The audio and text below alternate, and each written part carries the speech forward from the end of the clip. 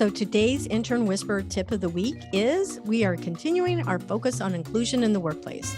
Your organization should have policies to honor various religions and cultural practices.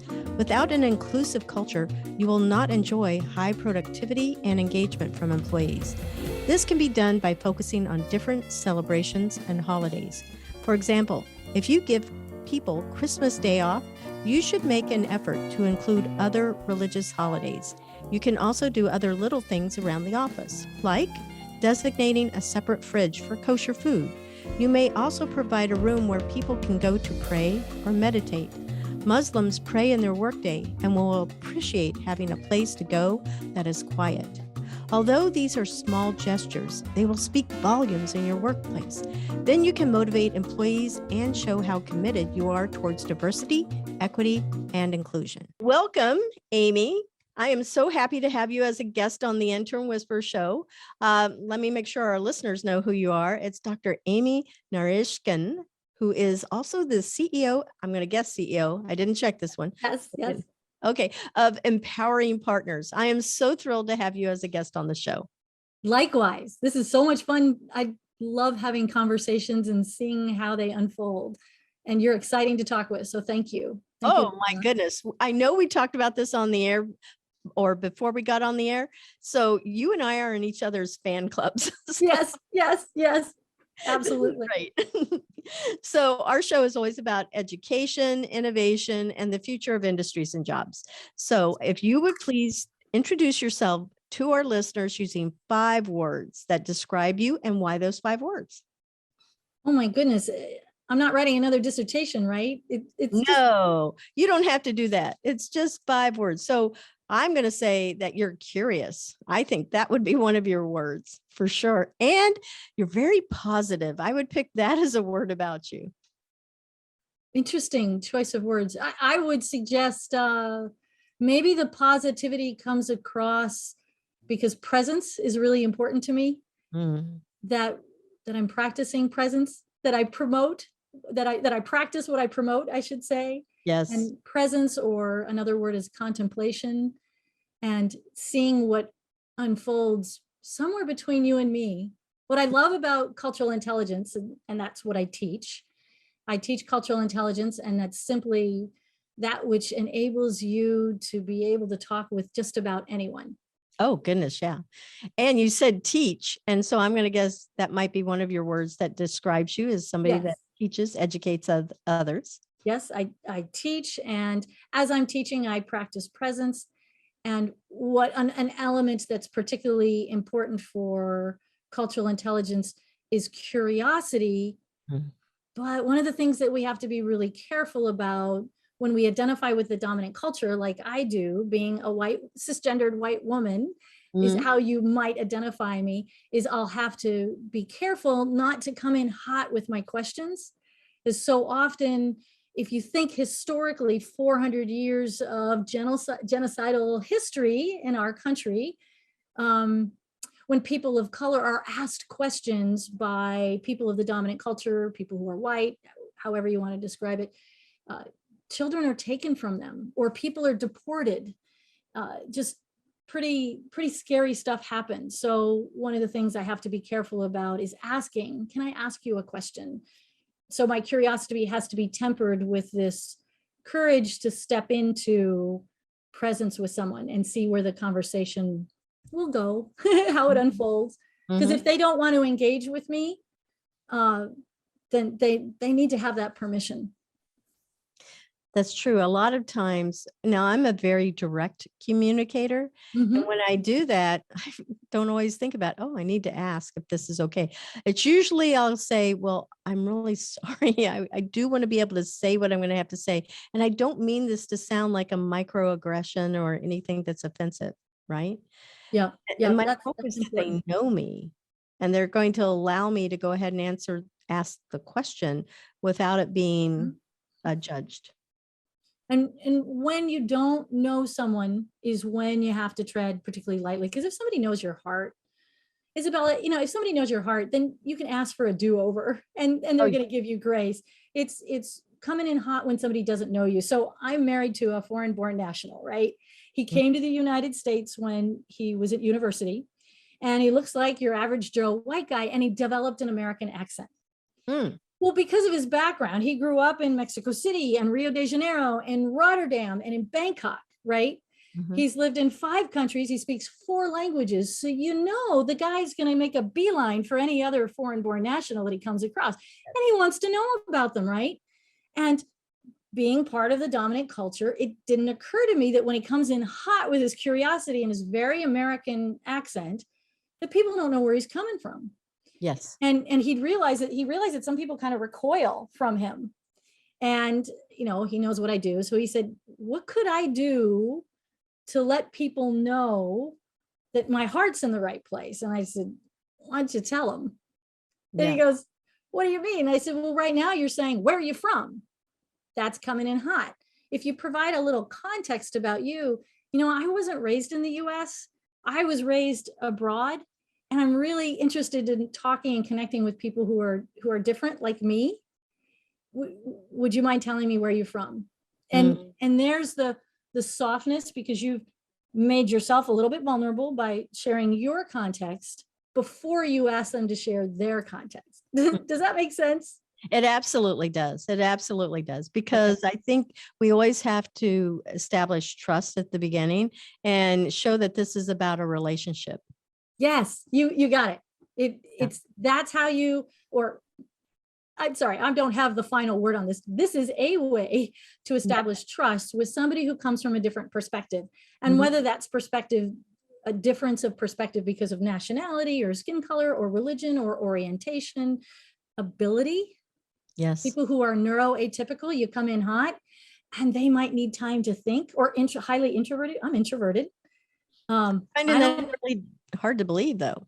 Well, I would describe myself as either a high functioning introvert or a gregarious introvert. I love to engage with people, but an introversion simply means time to think things through. Yes. Mm-hmm. And so when you're in a meeting at work and you've got women or neuroatypical people or introverted people who typically need more time to think things through versus an extroverted who will just throw it out there and see how it lands, which is what we typically honor in a dominant American culture. There's an opportunity to slow that meeting down and go, hey, what hasn't been said yet? Or I'm going to throw a question out there and just take a moment to write down your answer. Kind of like you gave me show notes before we started. Here's an opportunity. And you were being very thoughtful of me, giving me an opportunity to kind of think ahead so that the introverted part of me can go, okay. Prepared, right? Yeah, just kind of get grounded. And just as a kind of a piece of advice for people who are highly introverted and you don't want to call them out in a meeting.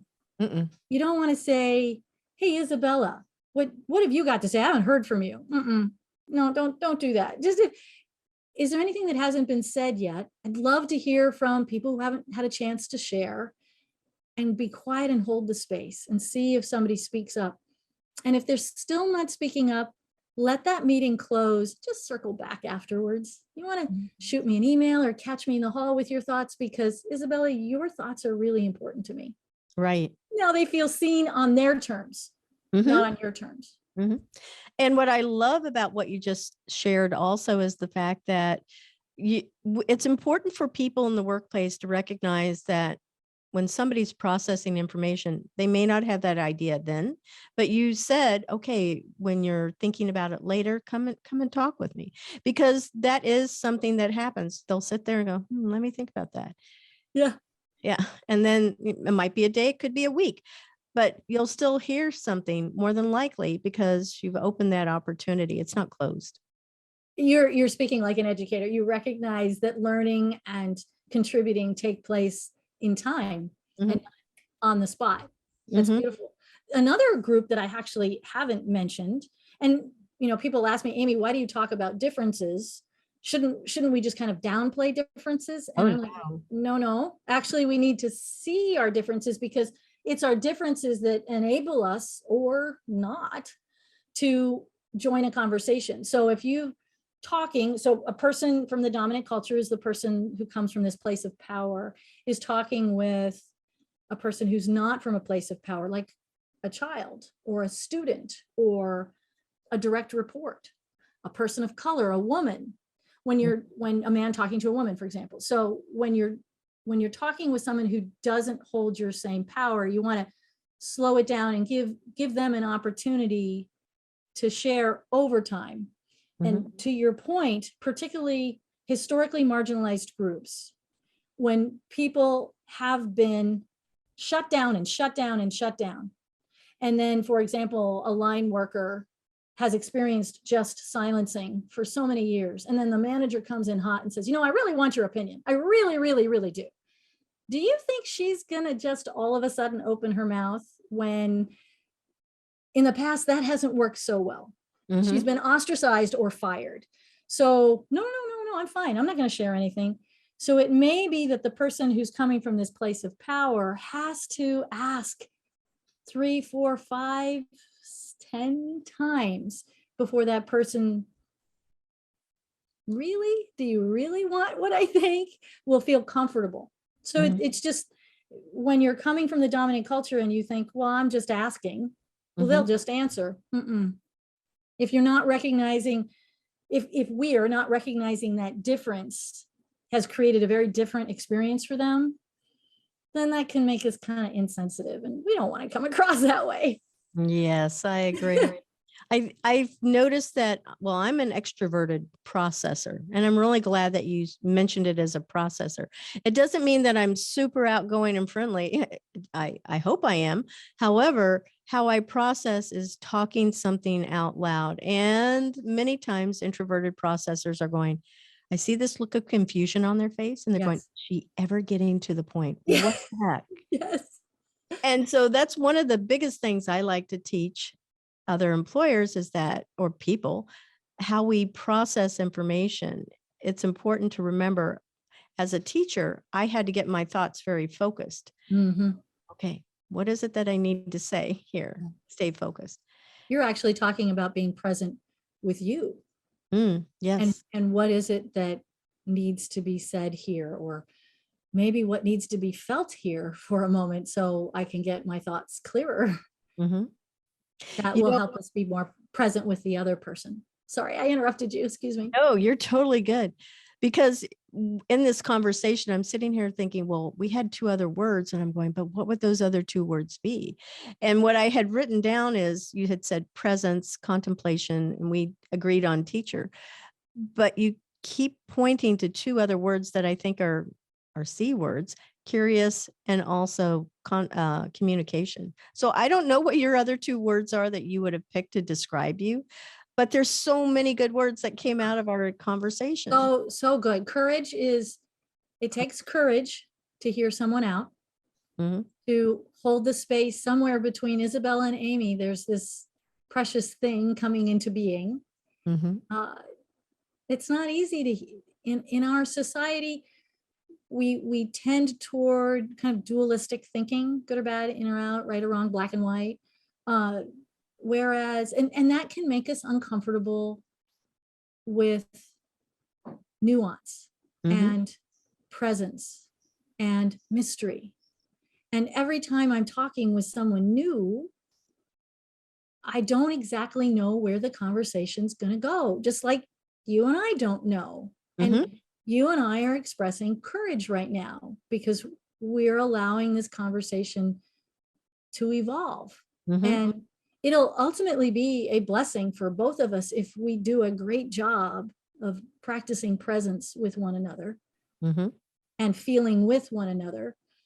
And it takes courage, right? I always have a little bit of butterflies, and making them fly straight. Dang, that's hard, right?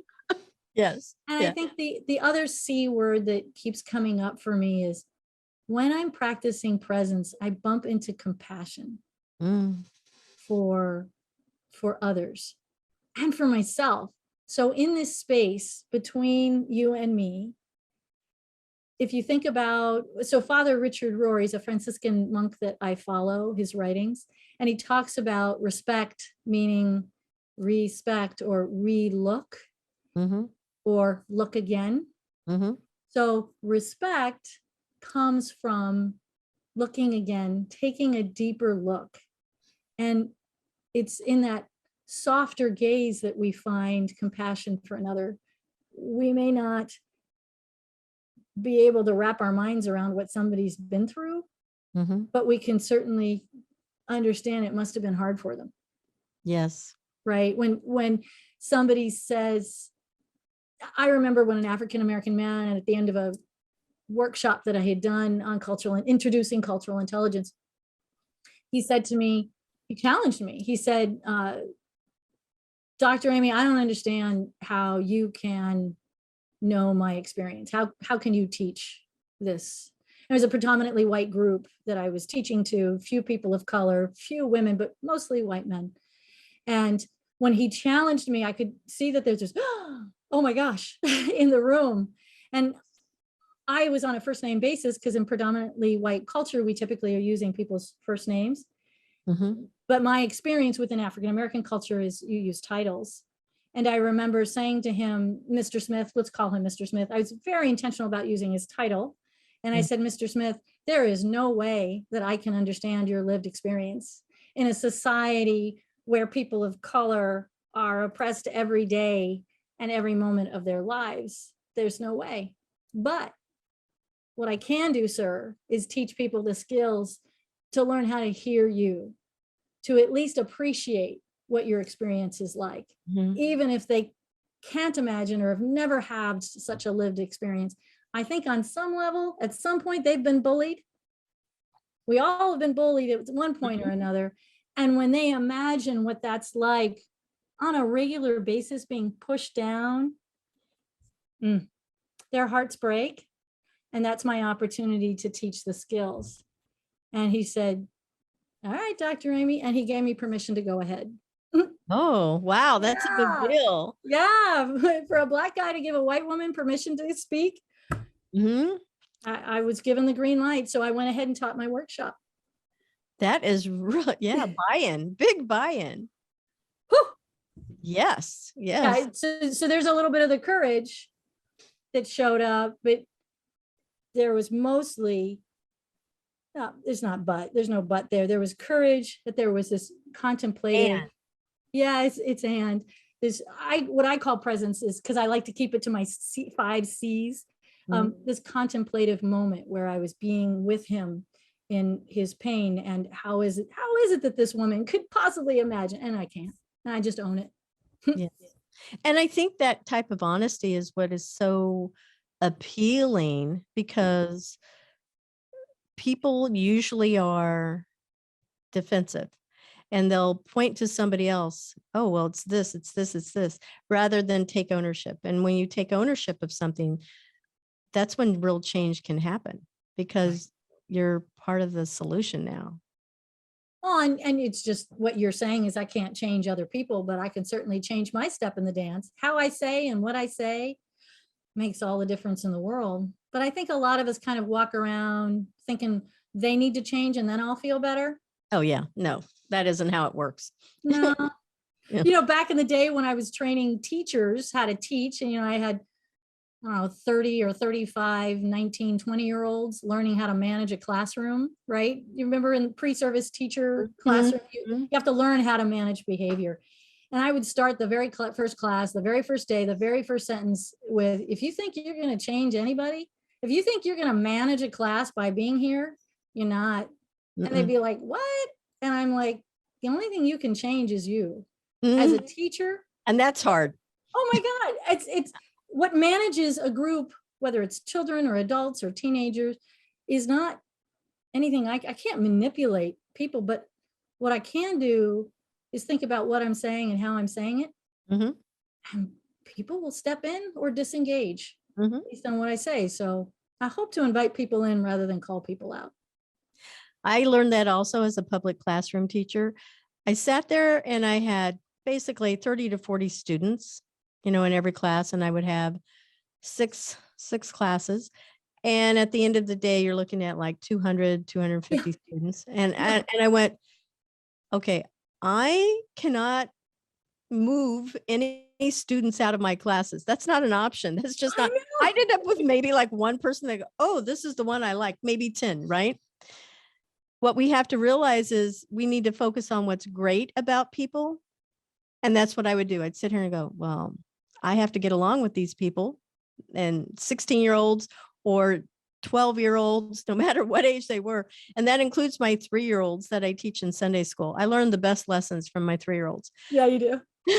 Right? Because I have no control over them. They just say whatever, do whatever. Anyway, I've learned that just embrace it. Just love on them. Let them, just like you've said, be seen. Let people be seen, be heard.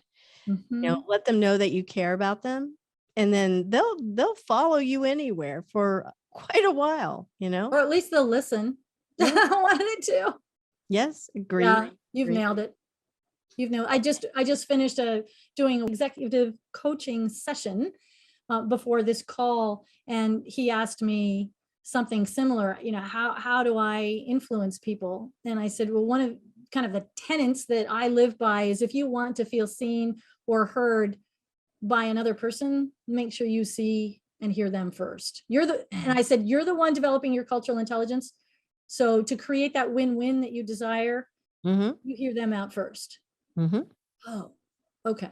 He said, well, I want to hear about their experience. I'm like, no, I want you first to affirm their feelings. Mm-hmm.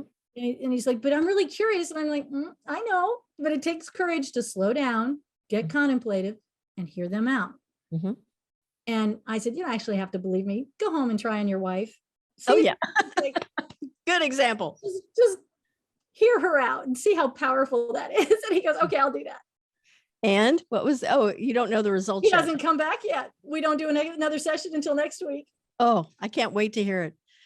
I'm going to expect a text from you. It worked. It worked. Of course. Well, you and I know that works.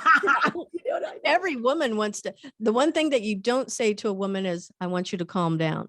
The one thing you do say to a woman is, let me just listen. It doesn't. Does that work with a woman? Does that work with a child? Does that work with a grand? It doesn't work with anybody. No. I don't think anybody in the history of you need to calm down has ever calmed down with those words. No. If you really want somebody to calm down, whether they're 3, 12, or 16 or 90, 66, right, is look them in the eye and say, what's going on? And I'm going to add to that. I'm going to say human touch is everything, because it is incredibly hard to be angry or to shout at somebody when you're holding their hands. If you hold somebody's hands, I've done that with my Sunday school 3-year-olds or just anybody. Go, come here, I'm going to give you a hug. And then you just breathe. You just let all of that emotion, and you'll feel that person melt into your arms, because they'll be angry with you.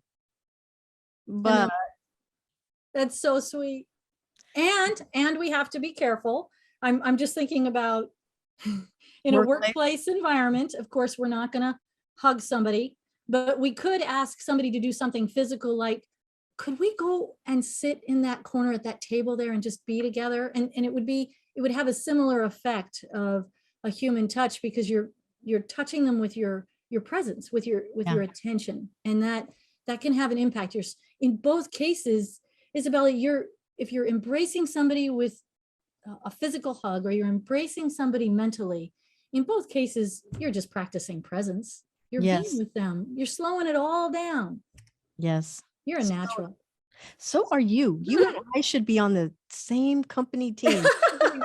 We will. It's already been decided. I'm not sure how, when, but it's going to happen. We'll figure it out. Okay, so let's take a little step back into your history here. Like, where did you go to college? How did you go from college to this place where you are now, and that story in between?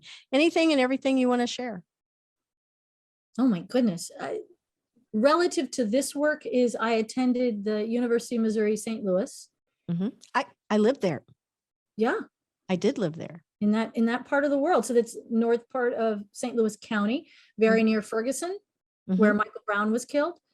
But before Michael Brown's death, I finished the doctoral program at UMSL. My other degrees are from the East Coast. I'm like my husband, I'm a corporate brat, but I've been mostly moved within the United States and a little bit internationally, whereas he grew up only internationally. UMSL is where I met one of my colleagues Pastor Sims. And at the time I didn't know he was a pastor. He was just my buddy in our classes, and we gave each other a hard time. And it was with Michael Brown's murder that it struck me, all of the kind of white silence. And that was manifested in the gag order over all the school districts in the St. Louis area when the protesting was going on in Ferguson. And I called my friend, Dr. Sims, who's now Dr. Sims, right? And I said, what's going on? I'm not from St. Louis. Why isn't anybody talking about this?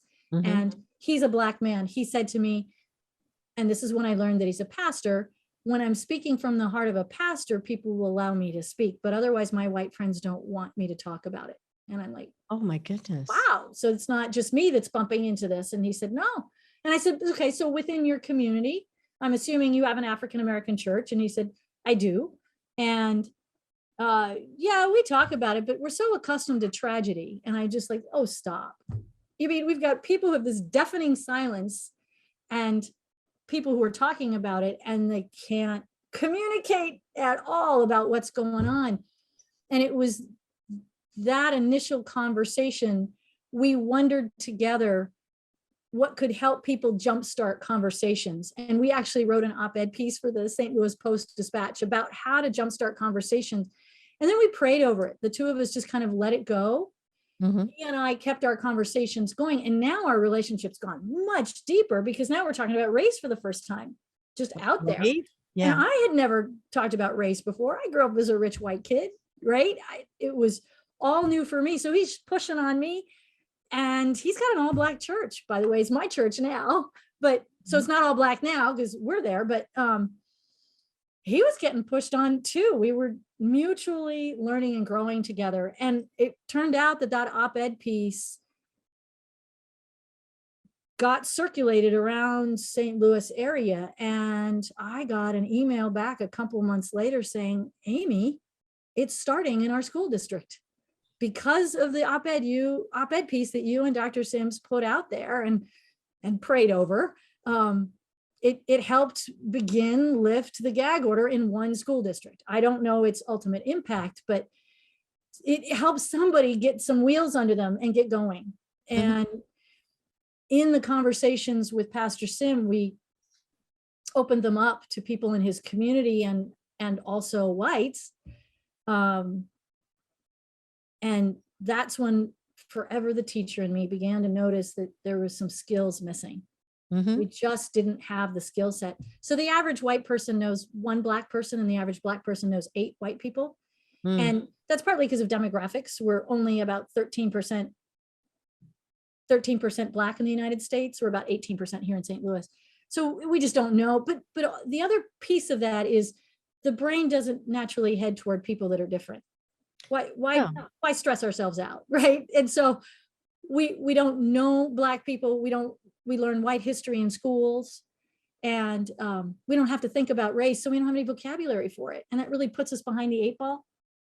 And when we don't know how to talk, and I began just to keep bumping into and noticing, oh, it's a skill set. We're not dumb. We're not ignorant.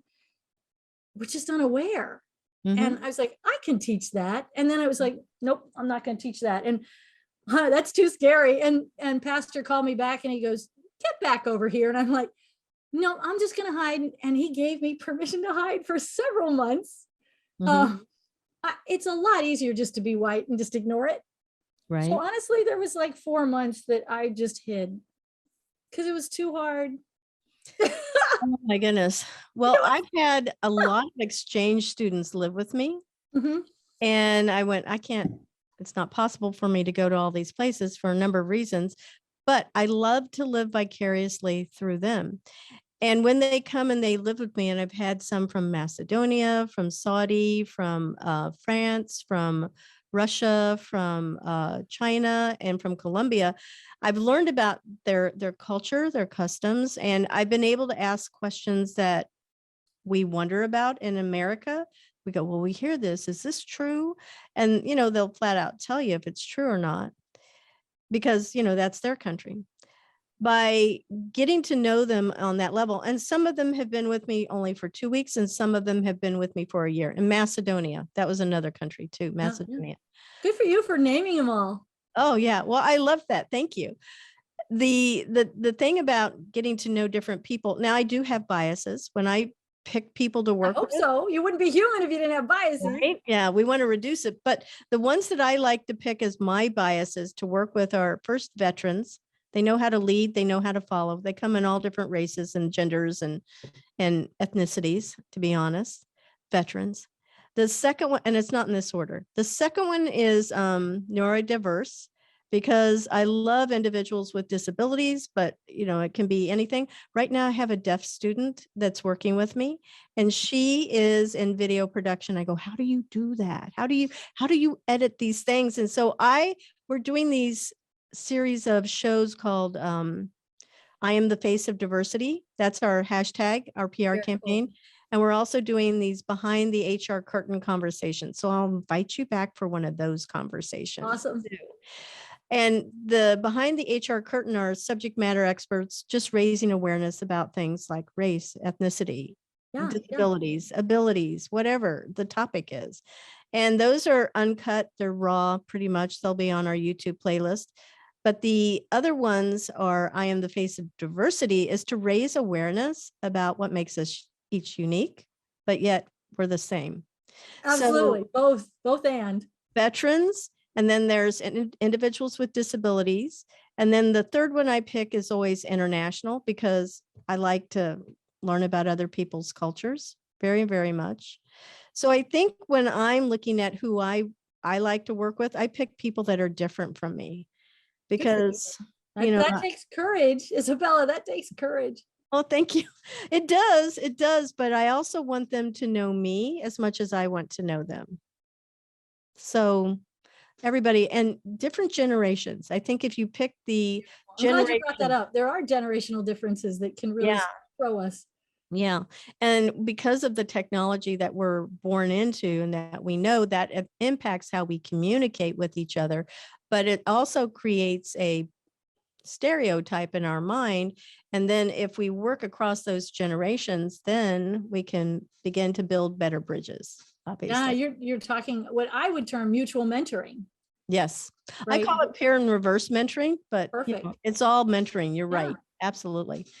Yeah. So with that, this ability to reach across these differences and build the bridges that you're talking about is what I was learning to do when I was going through my 4 months of, I don't know what you want to call it. We'll call it reflection. It was reflection. It was denial. It was grief. It was fear. Mm-hmm. It was ignorance. All of that blend was in there. And I was both cognitive and metacognitive while I was going through it. I was journaling, and it was a period that I needed to go through, because as a person of the dominant culture, being white in the United States is a lot like being right-handed in a right-handed world. It works for you. And I have 4 adult children, 2 of which the second set are all the same husband, ironically, but all 4 of them, I thought it would be the same, but then of course, God gives me 2 left-handed children. And it wasn't until I had 2 left-handed children that I realized that the desk wasn't supportive and the spiral gets in the way, the ink gets smeared, the scissors don't work, and I need a whole new can opener. It never occurred to me what it was like until I had that so-called difference in my house. And I realized, oh, this is what it's like for me as a white person. Things have kind of been working for me all this time. And when they're working for you, you just don't see it. Not my fault. And along comes this horrific event in Ferguson around Michael Brown's death, and these conversations with Pastor Sims, that I'm being awakened. And it was 4 months of awakening and also hurt for what we have done historically. I was doing reading during that time, and I had to go through part of the awakening process is deep grieving for what whites, not me per se, but certainly my white history has done historically to people, both indigenous and Africans. So I had to grieve that. And I had to go through that process before I could find my voice, and then begin to develop this curriculum that allows people to get from awkward to awesome. But you got to go through awkward to get to awesome. And I tell, when people approach me and ask, can you help me diversify my organization and help, and in turn help me reach a broader market? And I'm like, absolutely, if you want to do this inside work, because we're going to walk through the awkward together. I'll come alongside and I'll show you that there's a path and you'll be safe. But that doesn't mean it won't be uncomfortable. And if you're willing to do this inside work with me, then people of color and people who have different abilities will be just drawn to you. That is beautiful. All right. So I'm going to jump ahead to another question. You mentioned that there are 4 skills of cultural intelligence. I know we've been talking about them, but what are these 4 skills, and how can practicing these skills impact others and to feel valued and also seen? Because you've been giving some really great examples. I just think that we can probably even build on it. Yes. So 4 skills, and pretty essential skills, and you'll recognize these, nothing that you don't know. The first skill is get to know yourself. You can't really care about anybody else. You don't have the bandwidth to care about somebody else if you don't care for you.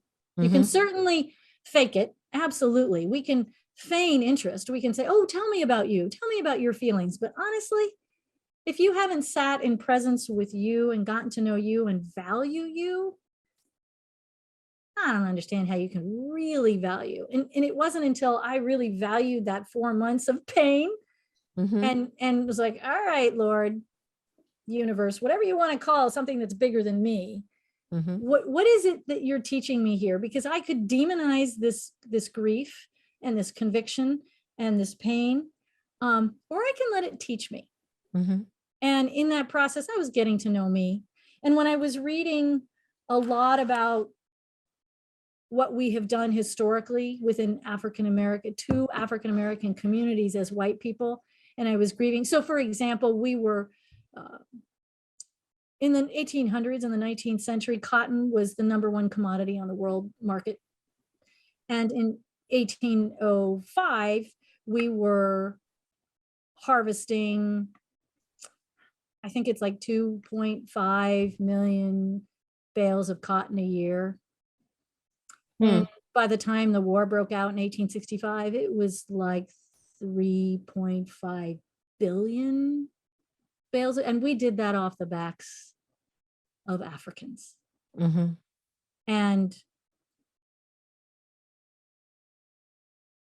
I remember just grieving what we'd done to people to drive them to production, drive, as if they were animals. And calling a woman who's a generation ahead of me, who is my mentor, a white woman who started her work in the original civil rights movement, Michael Brown's death being another civil rights movement, and George Floyd igniting another one, but the original civil rights movement. And she said, Amy, you can only read so much at a time. Slow it down. Learn the history, appreciate the history, but only take in so much that will allow you to keep moving forward, because you could paralyze yourself. And that was one of my lessons. I had to get to know me, that I got a big heart and I'm a little tender. So I can only take in so much. I had to get to know me. I had to develop a contemplative practice to learn how to practice presence with me. That was happening in those 4 months. The third skill is grow your understanding of others. And I was doing that as I was reading. I was learning about me. I was learning about them. So now when I talk to African Americans and they're informing me about their history, I can go, yeah, I get it. I know. You read, for example, Michelle Alexander's book. I'm looking at my bookshelf. The New Jim Crow is a great place. It's not quite so devastating, but the New Jim Crow helps you understand how we've created this pipeline to prison in the United States and why we have the highest incarceration rate in the world, more so than South Africa during apartheid and modern day Russia. We have extraordinary incarceration, and women are growing, and people of color make up almost half of who's in jail. And yet people of color are not half of our population yet. So you can see that it's not fair. Mhm. So, and then that last skill is to learn how to build bridges across those differences, but you've got to know yourself, be able to practice presence, grow your understanding. And that will then give you the opportunity to say, hey, what was the impact of my words? Which is a way to build a bridge. Or like my husband said, I wasn't raised in this country and I'd love to know about your experience. Would you be willing to share? That's bridge building. Mhm. Mhm. So those are the 4 skills. That is super good. I'm going to take a moment just to acknowledge our sponsor, Cat 5 Studios. The Intern Whisperer is brought to you by Cat 5 Studios, who help you create games and videos for your training and marketing needs that are out of this world. Visit Cat 5 Studios for more information to learn how Cat 5 Studios can help your business. Thank you, Cat 5 Studios. We're back to our show with Amy, Dr. Amy. I like that. It's so friendly sounding. Dr. Amy. Yeah. I'm gonna use that one. Typically, I would say, please don't call me Miss Isabella because with grown-ups, because I feel like I'm still teaching Sunday school Yeah, or preschoolers. So, but the doctor side of it, I think that's I mean, you work hard for that. So is it more legit? Honestly, when I'm in white spaces, I'm Amy. When I'm in spaces with people of color, I tend to be Dr. Narishkin or Dr. Amy. And I tried to fight that. And I realized, oh, that's me being all dominant culture. And so I've learned to just allow the title to be, because when somebody gets a title, like, for example, within my African-American church, damn, it's an achievement and it's meant to be honored. And I don't want to downplay the work I've done, nor do I want to minimize the work other people have done. So I'm like, yeah, however you want to address me. But I'm going to give you a pushback thought too, because please. in that place of servant leadership, it's always, well, okay, they're calling me something that based on how they've been raised and what they believe is showing respect. But it's also, well, what is it that you want me to call you? If I'm asking you what you want me to call you, then I'm making sure that I'm putting you as, I'm not going to call you Dr. Amy, not if you don't want that. I'm going to call you whatever you ask me to call you. Mm-hmm.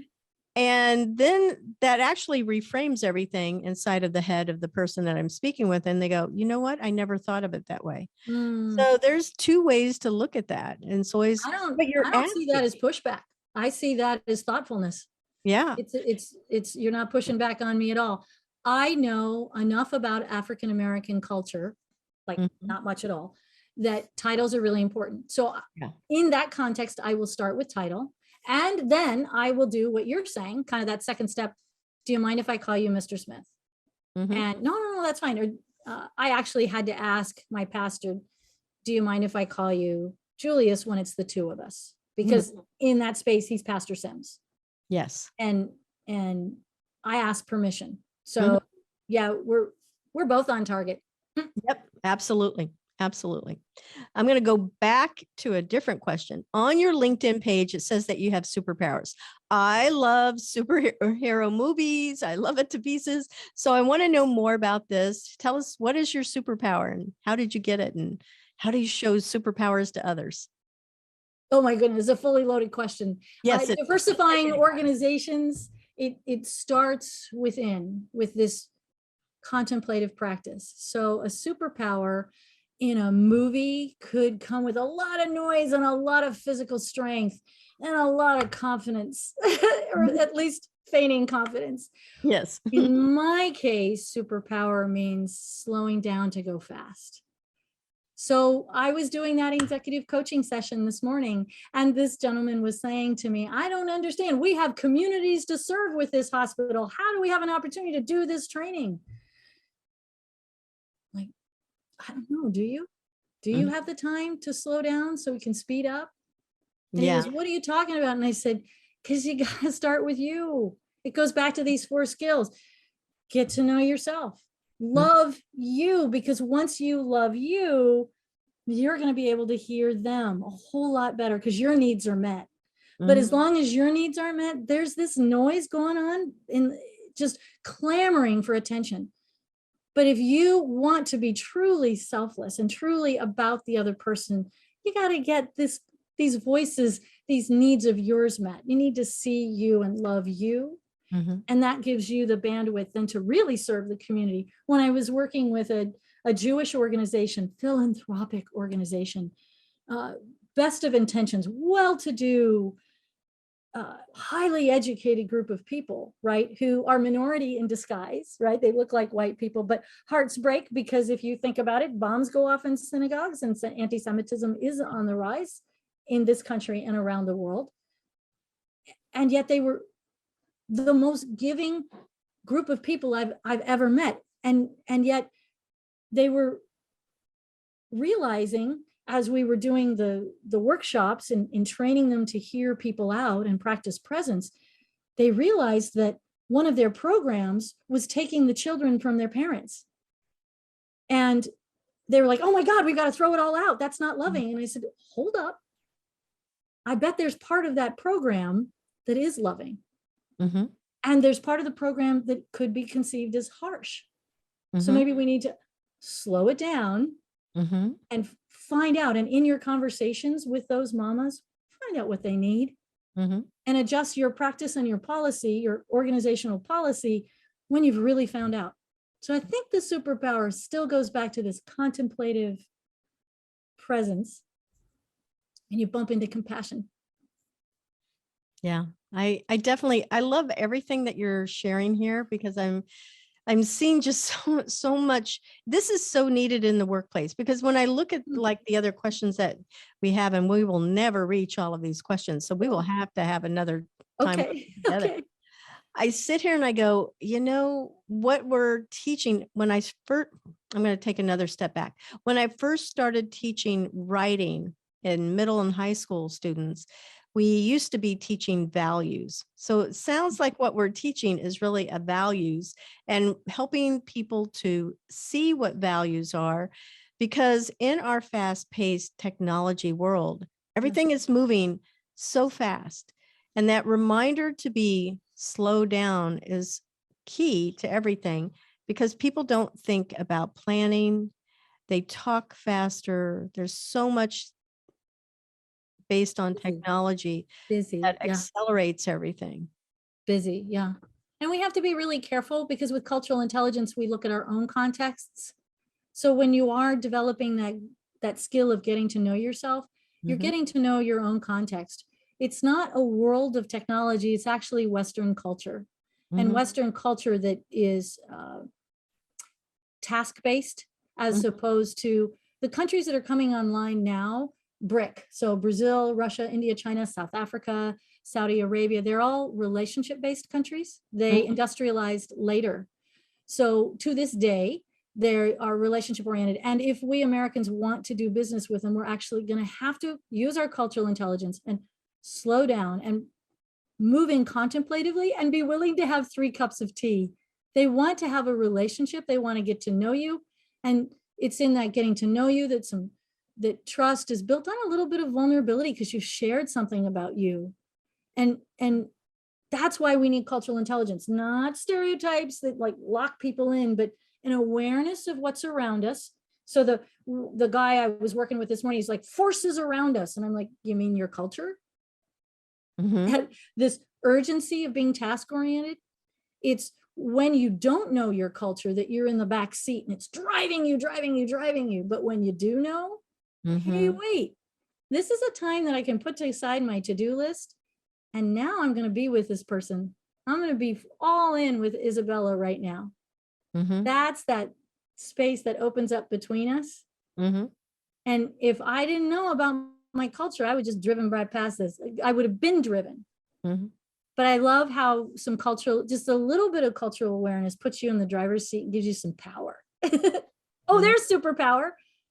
Yeah, you're absolutely right There's about that. superpower. When you know what's driving, it's a superpower. Mhm.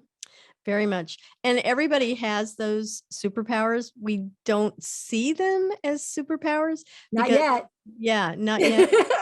But you said a couple of things there that I really like to build on top of too. Is one of the things from, being a white woman also, I have learned that I have a part of my family is Filipino, very family oriented, very relational.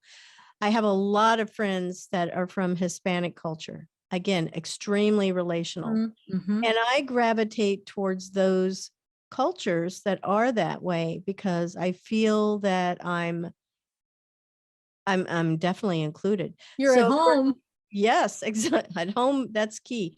So what you're describing is the ability to go from being in COVID, where a lot of things are about remote work, having to work from home.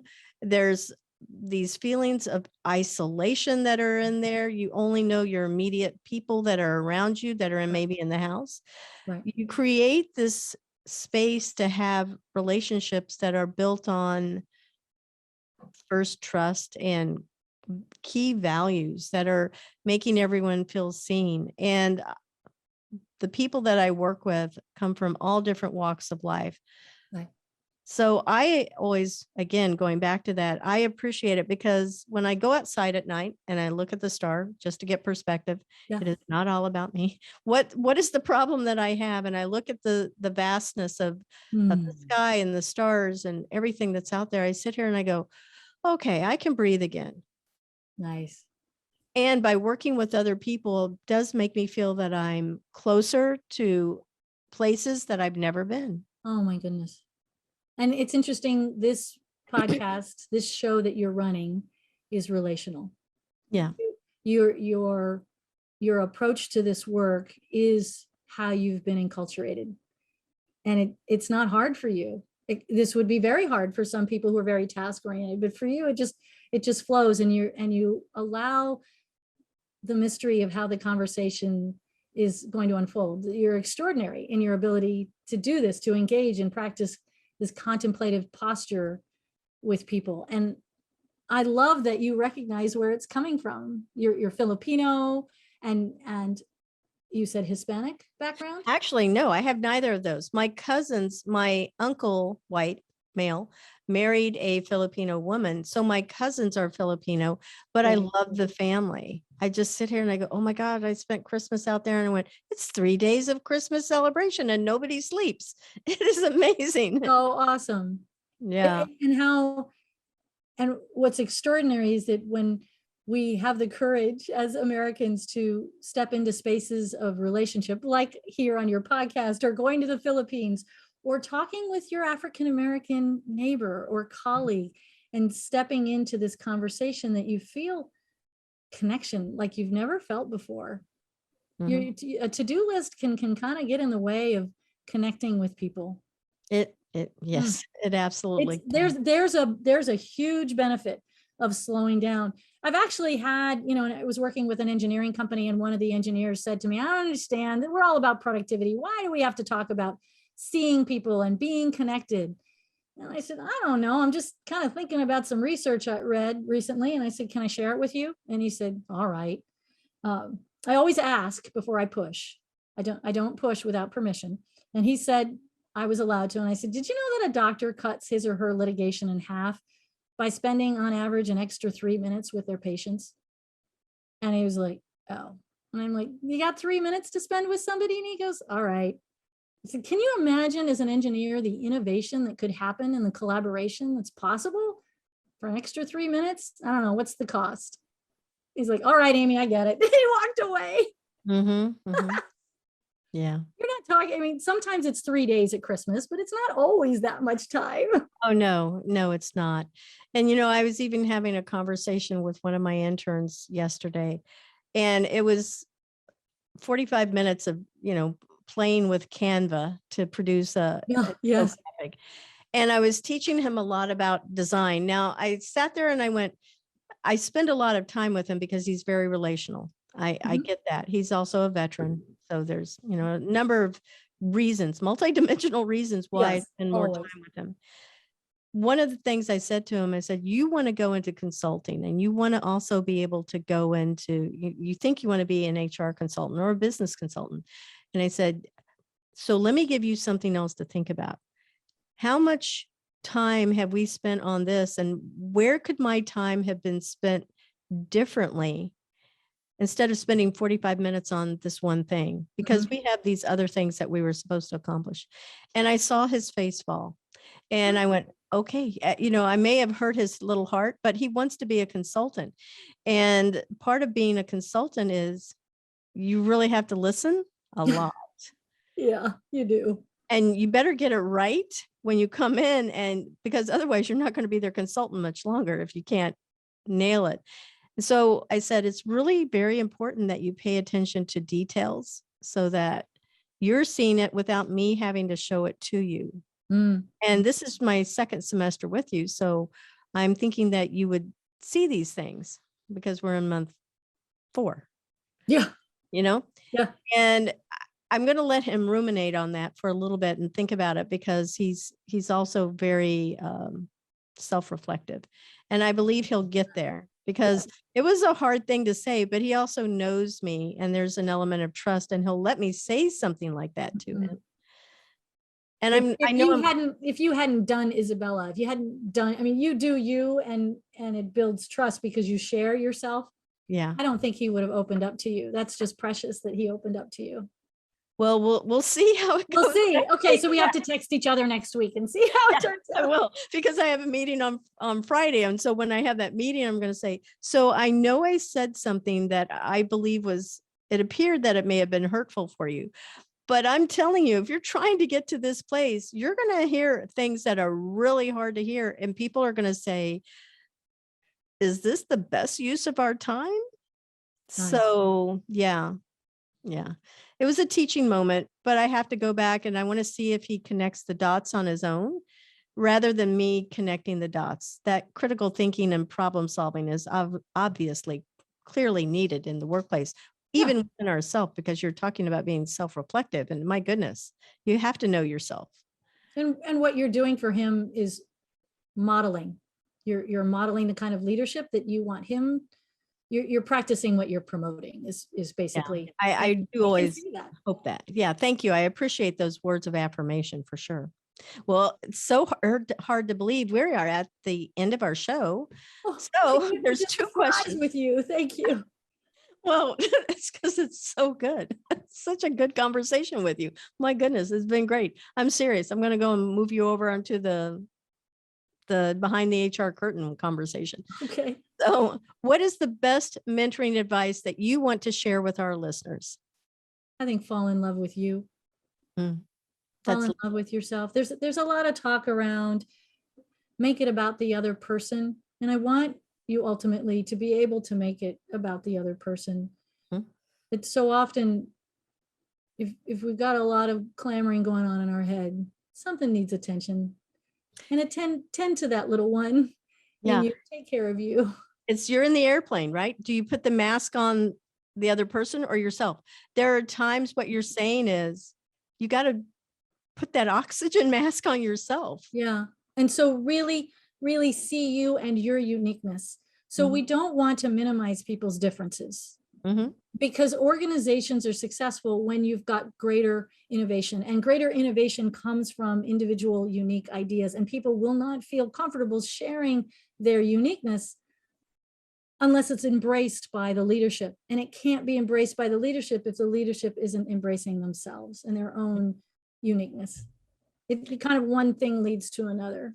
It absolutely does. I totally agree. How can our listeners contact you? Please share your website, any social channels, LinkedIn, whatever that you want them to connect with you on, as well as if you're so bold and brave to put your email address out there. It's Absolutely. whatever you're comfortable with. How about all of it? So my favorite platform is LinkedIn, and I love to connect with people there. I post several times a week, that which kind of expands thinking about different people and different ways of being in the world. And it's fun to see people's reactions and get comments. And I do a little teaching and a lot of learning on LinkedIn. So please connect with me there. Of course, if you've got a question or a scenario, or you know somebody that needs to be kind of get some coaching, and you can email me. That's amy@empoweringpartners.com. And that's also my website, empoweringpartners.com. Very nice. Amy, thank you so much for sharing all of this great information. I'll be in touch after for sure, but I'm going to take a moment to share. Thank you to our sponsor, Cat 5 Studios. Thank you to our production team, our video interns, Chase McDowell, David Ullman, Efren Jueves, Jason Sindoni, and Keisha Perez. Our music in our show was by Sophie Lloyd, sound effects by Eric Peterson, Matt Miller, Dave Francis, and Miguel. And visit employers, the number 4 change at www.e4c.tech to learn how you can create real diversity and inclusion culture while skilling your people for the future. Thank you so much, Amy. Thank you, Isabella.